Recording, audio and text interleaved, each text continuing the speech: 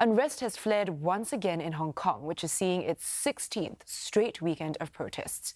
Riot police have been out since this afternoon when a peaceful weekend protest turned ugly.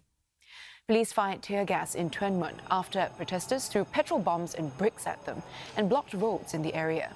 Radical activists earlier set a Chinese national flag on fire. Some were also seen trashing the town's train station and throwing objects onto the train tracks. Several arrests were made and officers only managed to clear the area after a 3-hour standoff with protesters. There were only minor scuffles in the morning between pro- and anti-government groups over efforts to clear so-called Lennon walls in various districts. Now, Lennon walls are walls covered with messages supporting anti-government protests.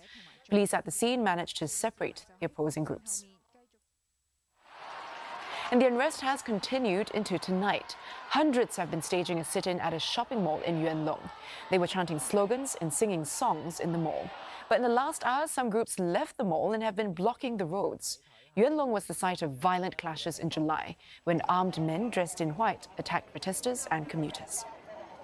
Now, thus far, what we have seen on the streets is a very clear-cut police versus violent protesters. The police have said that protesters are violent and that they have used petrol bombs, they've used sharpened posts to attack them. So if you put this very simply on an equation, it's police versus radical or violent protesters.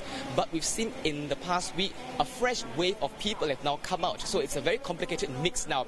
There are pro-China, pro-government people coming out on the streets, and we've seen them clash with the protesters. So these are civilians clashing with each other. Now, if you look at it in an operations point of view, security experts have told me that the police are going to find it a big challenge to handle such situations, because when you have two large groups or two big groups of people clashing with each other, you will need to have many boots on the ground to separate both sides. Now, bear in mind that in the past 16 weeks, we've seen that protesters are very violent towards the police, as the police have said. So at least one group may turn on the police. So if you're looking at this situation, it's a potential three-cornered fight.